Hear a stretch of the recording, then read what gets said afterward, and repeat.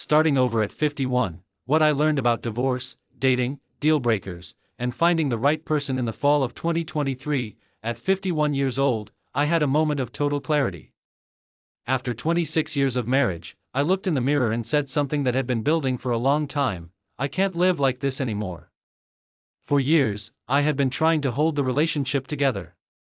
I was showing up, providing, listening, giving effort, but it never felt like enough.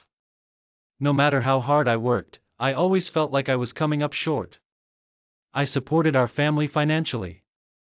She didn't work. I cooked. I took care of the household. We lived a very comfortable life, and yet I was constantly reminded of what we didn't have compared to others. Friends who made more. Friends who had more.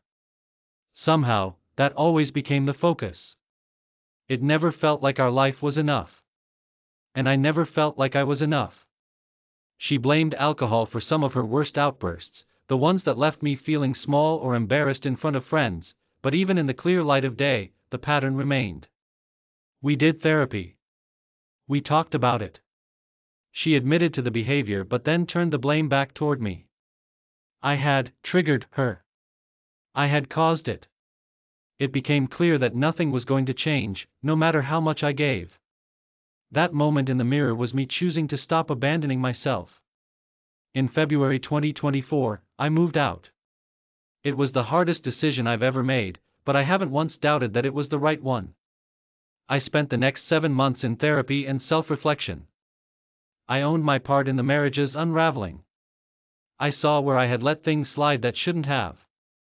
I realized I had trained someone to take me for granted. I had made myself small, and I wasn't going to do that again. I got crystal clear on what I need in a relationship: respect, affection, and appreciation.